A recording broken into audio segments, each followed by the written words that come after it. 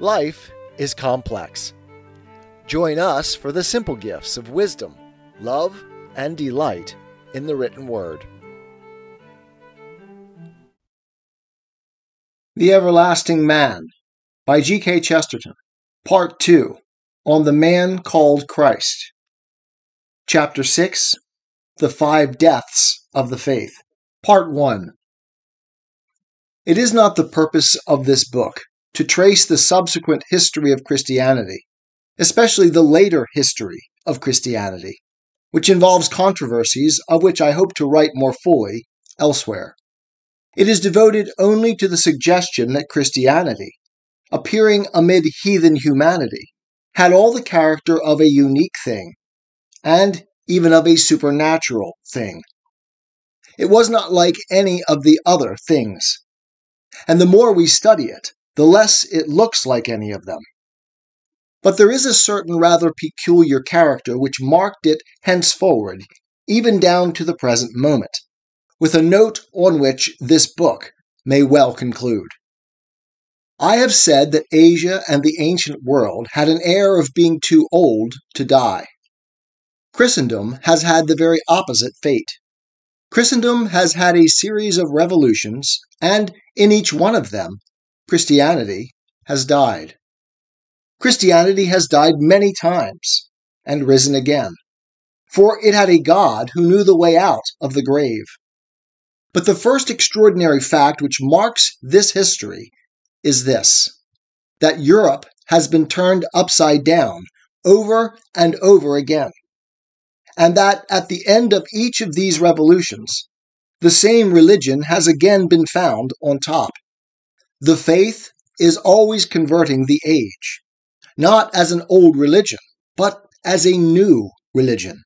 The truth is hidden from many by a convention that is too little noticed.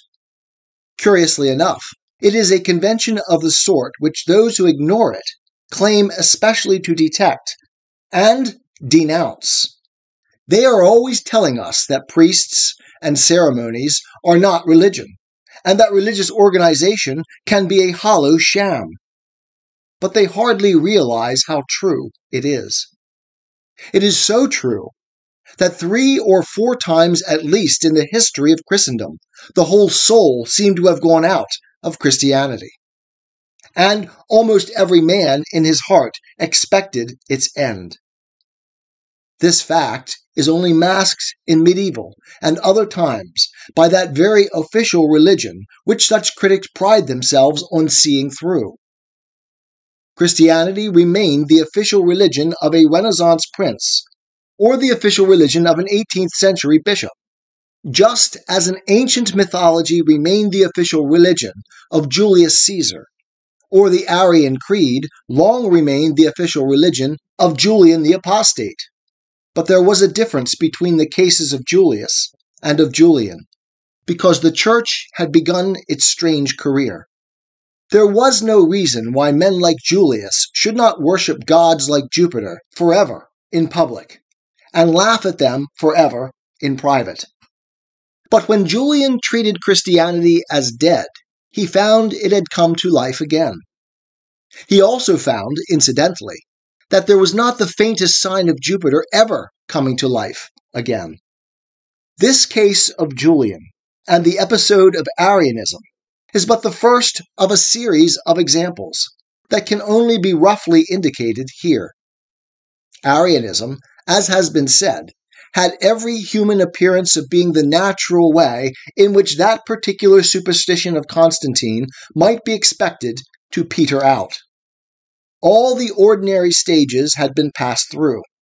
The creed had become a respectable thing, had become a ritual thing, had then been modified into a rational thing, and the rationalists were ready to dissipate the last remains of it, just as they do today. When Christianity rose again suddenly and through them, it was almost as unexpected as Christ rising from the dead. But there are many other examples of the same thing, even about the same time. The rush of missionaries from Ireland, for instance, has all the air of an unexpected onslaught of young men on an old world, and even on a church that showed signs of growing old. Some of them were martyred on the coast of Cornwall, and the chief authority on Cornish antiquities told me that he did not believe for a moment that they were martyred by heathens, but, as he expressed with some humor, by rather slack Christians. Now, if we were to dip below the surface of history, as it is not in the scope of this argument to do, I suspect that we should find several occasions when Christendom was thus to all appearance hollowed out from within by doubt and indifference, so that only the old Christian shell stood as the pagan shell had stood so long. But the difference is that in every such case, the sons were fanatical for the faith, where the fathers had been slack about it. This is obvious in the case of the transition from the Renaissance to the Counter-Reformation. It is obvious in the case of a transition from the 18th century to the many Catholic revivals of our own time. But I suspect many other examples which would be worthy of separate studies. The faith is not a survival. It is not as if the Druids had managed somehow to survive somewhere for 2,000 years. That is what might have happened in Asia or ancient Europe, in that indifference or tolerance in which mythologies and philosophies could live forever side by side. It has not survived. It has returned again and again in this Western world of rapid change and institutions perpetually perishing.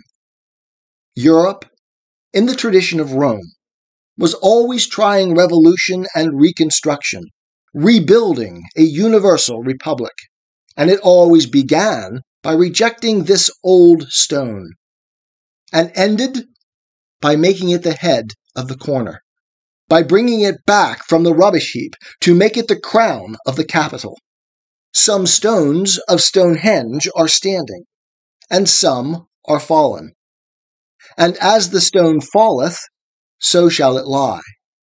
There has not been a Druidic Renaissance every century or two, with the young Druids crowned with fresh mistletoe, dancing in the sun on Salisbury Plain. Stonehenge has not been rebuilt in every style of architecture from the rude round Norman to the last Rococo of the Baroque. The sacred place of the Druids is safe from the vandalism of restoration. But the Church in the West was not in a world where things were too old to die, but in one in which they were always young enough to get killed. The consequence was that superficially and externally it often did get killed. Nay, it sometimes wore out even without getting killed. And there follows a fact I find it somewhat difficult to describe, yet which I believe to be very real and rather important. As a ghost is the shadow of a man, and in that sense, the shadow of life, so at intervals there passed across this endless life a sort of shadow of death. It came at the moment when it would have perished had it been perishable. It withered away everything that was perishable. If such animal parallels were worthy of the occasion, we might say that the snake shuddered and shed a skin and went on, or even that the cat went into convulsions as it lost only one of its 999 lives. It is truer to say, in a more dignified image, that a clock struck and nothing happened, or that a bell tolled for an execution that was everlastingly postponed. What was the meaning of all that dim but vast unrest of the 12th century, when, as it has been so finely said, Julian stirred in his sleep? Why did there appear so strangely early, in the twilight of dawn after the Dark Ages, so deep a skepticism as that involved in urging nominalism against realism. For realism against nominalism was really realism against rationalism, or something more destructive than what we call rationalism. The answer is that just as some might have thought the Church simply a part of the Roman Empire, so others, later, might have thought the Church only a part of the Dark Ages. The Dark Ages ended, as the Empire had ended, and the Church should have departed with them, if she had been also one of the shades of night. It was another of those spectral deaths, or simulations of death. I mean that if nominalism had succeeded, it would have been as if Arianism had succeeded. It would have been the beginning of a confession that Christianity had failed. For nominalism is a far more fundamental skepticism than mere atheism. Such was the question that was openly asked as the Dark Ages broadened into that daylight that we call the modern world. But what was the answer? The answer was Aquinas, in the chair of Aristotle, taking all knowledge for his province, and tens of thousands of lads, down to the lowest ranks of peasant and serf, living in rags and on crusts about the great colleges, to listen to the scholastic philosophy. What was the meaning of all that whisper of fear that ran round the West under the shadow of Islam, and fills every old romance with incongruous images of Saracen knights swaggering in Norway or the Hebrides? Why were men in the extreme West, such as King John, if I remember rightly, accused of being secretly Muslims, as men are accused of being secretly atheists? Why was there that fierce alarm among some of the authorities about the rationalistic Arab version of Aristotle? Authorities are seldom alarmed like that, except when it is too late. The answer is that hundreds of people probably believed in their hearts that Islam would conquer Christendom, that Averroes was more rational than Anselm, that the Saracen culture was really, as it was superficially, a superior culture. Here again, we should probably find a whole generation, the older generation, very doubtful and depressed and weary. The coming of Islam would only have been the coming of Unitarianism 1,000 years before its time.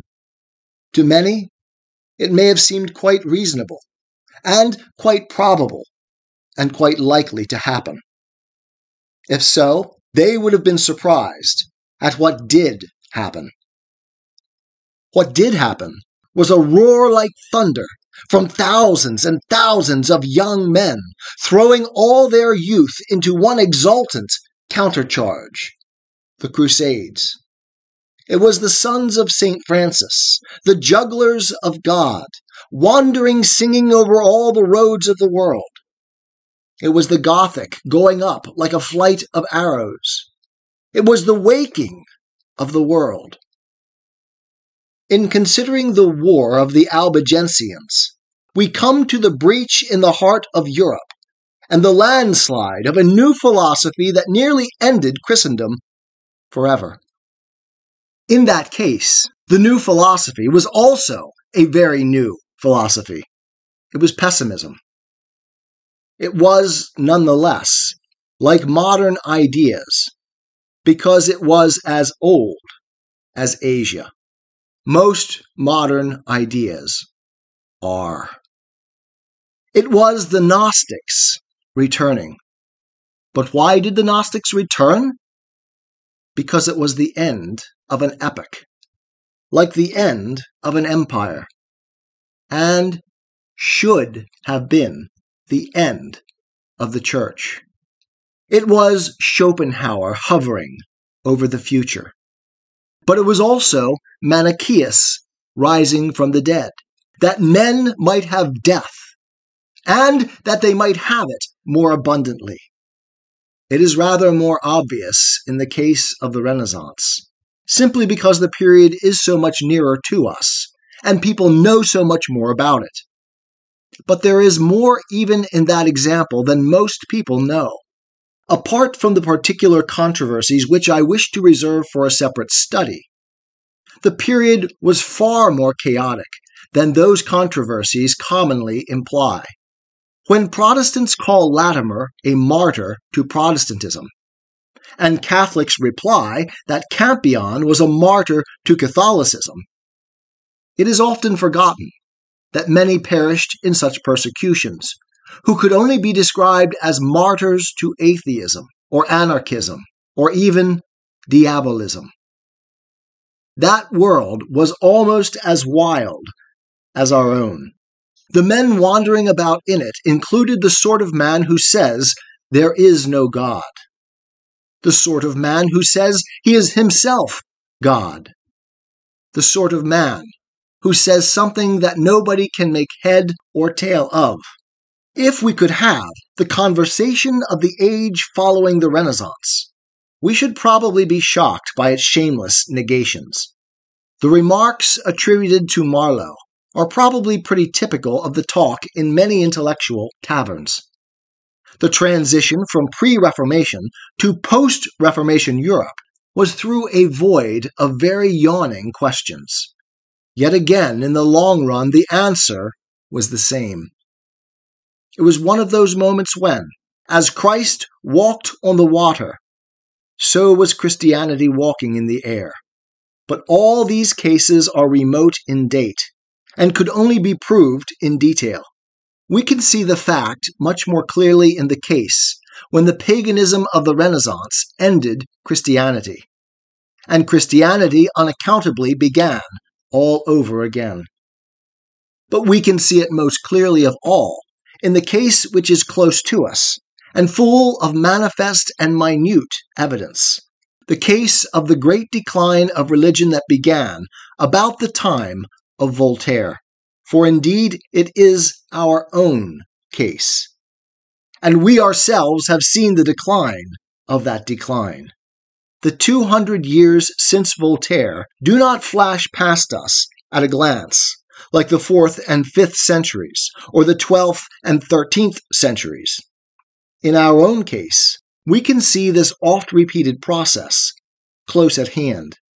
We know how completely a society can lose its fundamental religion without abolishing its official religion. We know how men can all become agnostics long before they abolish bishops. And we know that also in this last ending, which really did look to us like the final ending, the incredible thing has happened again. The faith has a better following among the young men than among the old. When Ibsen spoke of the new generation knocking at the door, he certainly never expected that it would be the church door. 'Tis the gift to be simple. 'Tis the gift to be free. 'Tis the gift to come down where we ought to be. And when we find ourselves in the place just right, 'twill be in the valley of love and delight. When true simplicity is gained, to bow and to bend, we will not be ashamed. To turn will be our delight, till by turning, we come round right.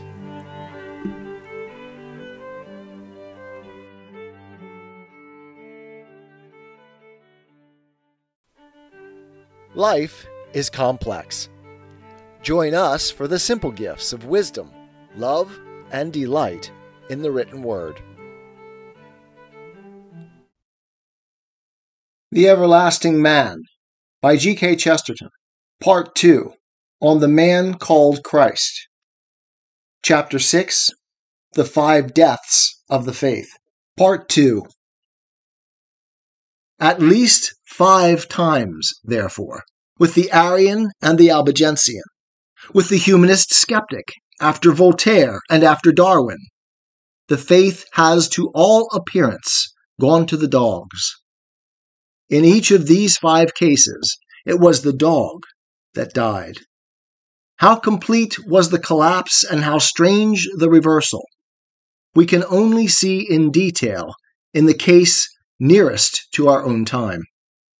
1,000 things have been said about the Oxford movement and the parallel French Catholic revival. But few have made us feel the simplest fact about it, that it was a surprise. It was a puzzle as well as a surprise, because it seemed to most people like a river turning backwards from the sea and trying to climb back into the mountains. To have read the literature of the 18th and 19th centuries is to know that nearly everybody had come to take it for granted that religion was a thing that would continually broaden like a river till it reached an infinite sea. Some of them expected it to go down in a cataract of catastrophe. Most of them expected it to widen into an estuary of equality and moderation. But all of them thought its returning on itself a prodigy as incredible as witchcraft.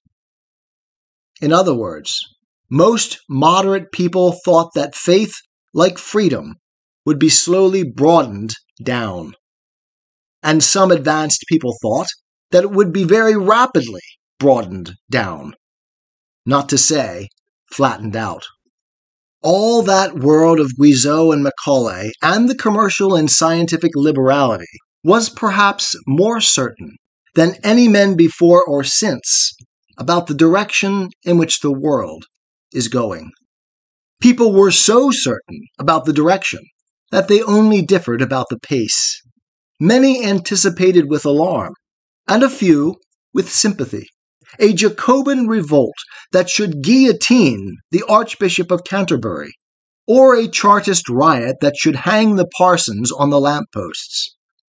But it seemed like a convulsion in nature that the Archbishop, instead of losing his head, should be looking for his mitre, and that instead of diminishing the respect due to parsons, we should strengthen it to the respect due to priests.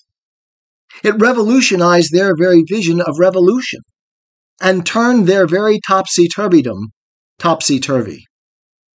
In short, the whole world being divided about whether the stream was going slower or faster became conscious of something vague but vast that was going against the stream.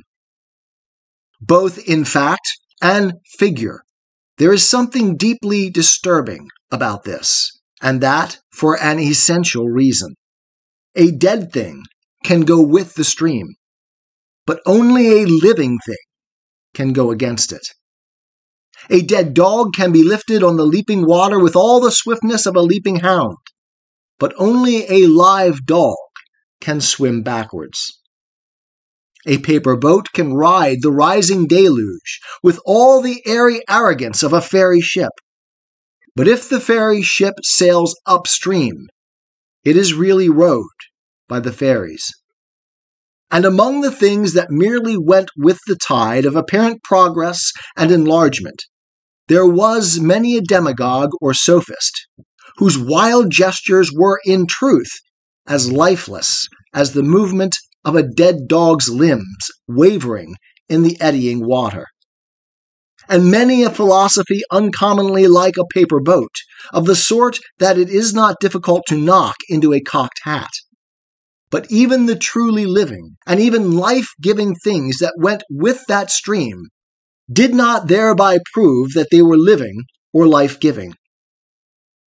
It was this other force that was unquestionably and unaccountably alive, the mysterious and unmeasured energy that was thrusting back the river. That was felt to be like the movement of some great monster, and it was nonetheless clearly a living monster, because most people thought it a prehistoric monster. It was nonetheless an unnatural, an incongruous, and to some a comic upheaval, as if the great sea serpent had suddenly risen out of the round pond, unless we consider the sea serpent as more likely to live in the serpentine. This flippant element in the fantasy must not be missed, for it was one of the clearest testimonies to the unexpected nature of the reversal. That age did really feel that a preposterous quality in prehistoric animals belonged also to historic rituals.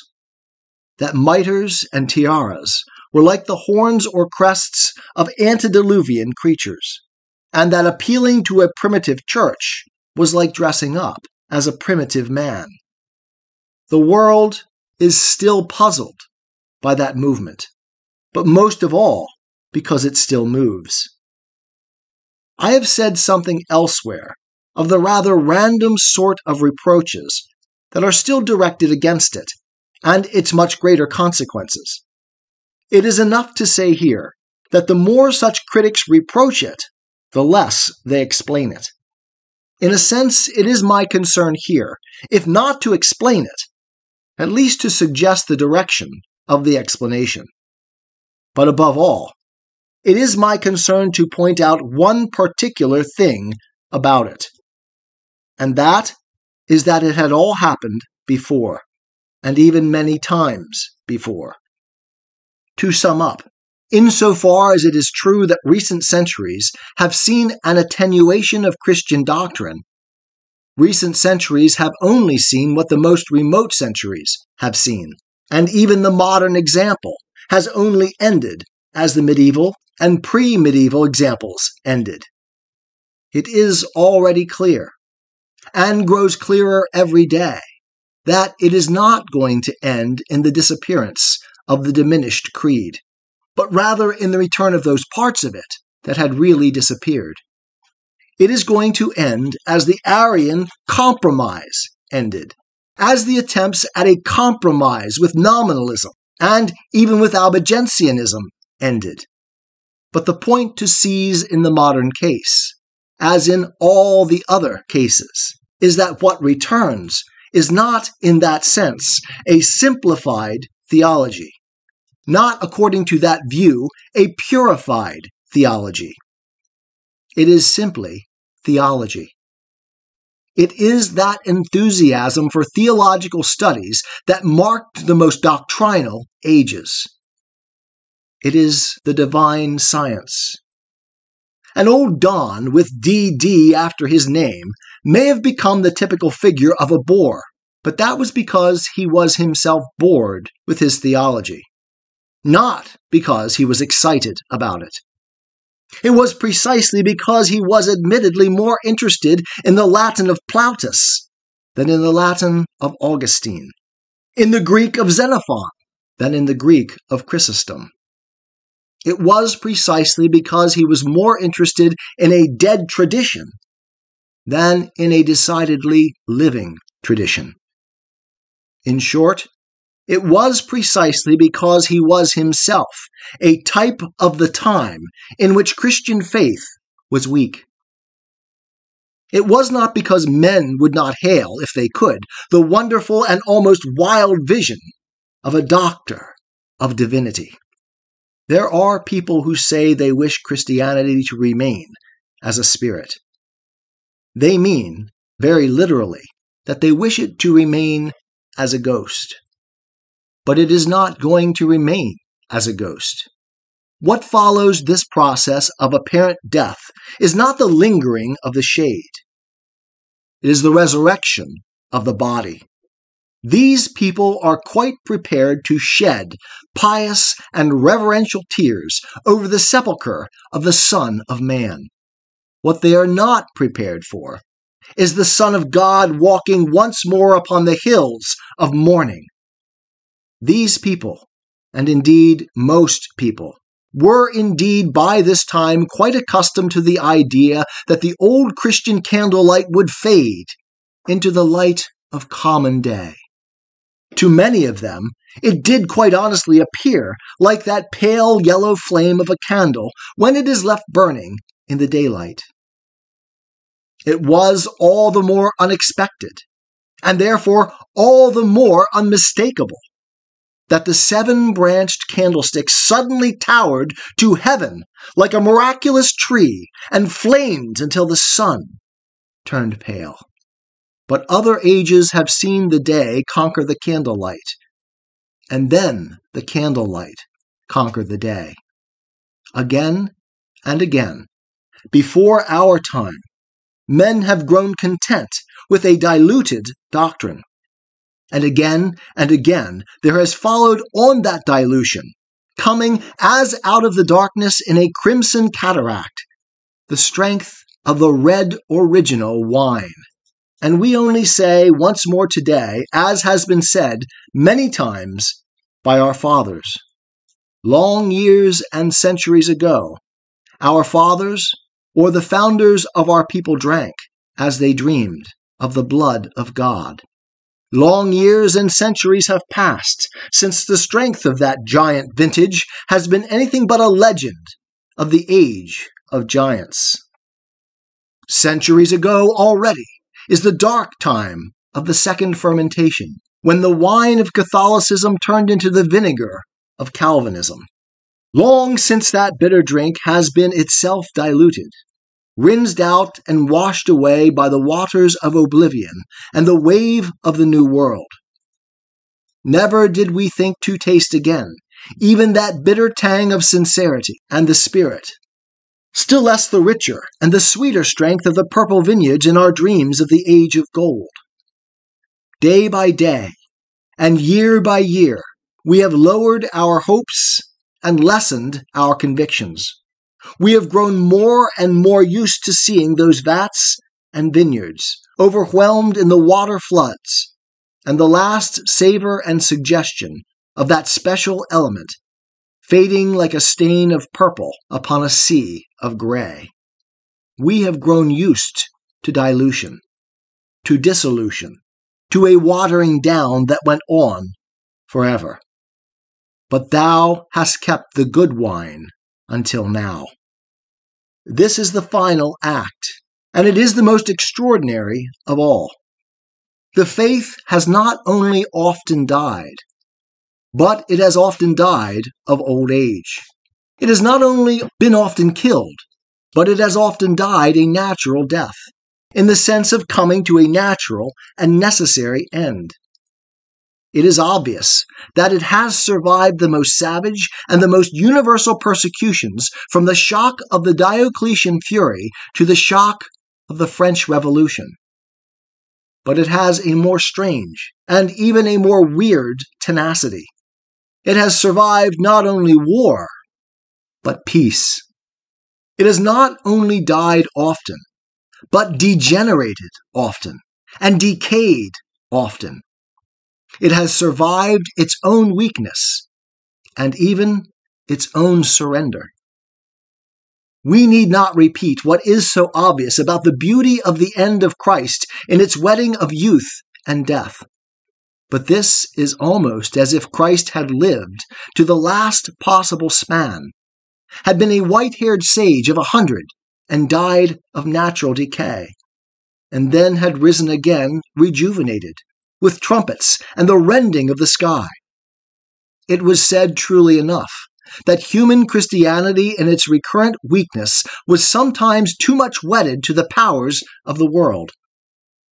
But if it was wedded, it has often been widowed. It is a strangely immortal sort of widow. An enemy may have said at one moment that it was but an aspect of the power of the Caesars, and it sounds as strange today as to call it an aspect of the Pharaohs. An enemy might say that it was the official faith of feudalism, and it sounds as convincing now as to say that it was bound to perish with the ancient Roman villa. All these things did indeed run their course to its normal end, and there seemed no course for the religion but to end with them. It ended, and it began again. Heaven and earth shall pass away, but my words shall not pass away. The civilization of antiquity was the whole world, and men no more dreamed of its ending than of the ending of daylight. They could not imagine another order, unless it were in another world. The civilization of the world has passed away, and those words have not passed away. In the long night of the Dark Ages, feudalism was so familiar a thing that no man could imagine himself without a lord. And religion was so woven into that network that no man would have believed they could be torn asunder. Feudalism itself was torn to rags and rotted away in the popular life of the true Middle Ages. And the first and freshest power in that new freedom was the old religion. Feudalism had passed away, and the words did not pass away. The whole medieval order, in many ways so complete and almost cosmic a home for man, wore out gradually in its turn. And here at least it was thought that the words would die. They went forth across the radiant abyss of the Renaissance, and in 50 years were using all its light and learning for new religious foundations, new apologetics, new saints. It was supposed to have been withered up at last in the dry light of the age of reason. It was supposed to have disappeared ultimately in the earthquake of the age of revolution. Science explained it away, and it was still there. History disinterred it in the past, and it appeared suddenly in the future. Today, it stands once more in our path, and even as we watch it, it grows. If our social relations and records retain their continuity, if men really learn to apply reason to the accumulating facts of so crushing a story, it would seem that sooner or later even its enemies will learn from their incessant and interminable disappointments not to look for anything so simple as its death. They may continue to war with it, but it will be as they war with nature, as they war with the landscape, as they war with the skies. Heaven and earth shall pass away, but my words shall not pass away. They will watch for it to stumble. They will watch for it to err. They will no longer watch for it to end. Insensibly, even unconsciously, they will, in their own silent anticipations, fulfill the relative terms of that astounding prophecy.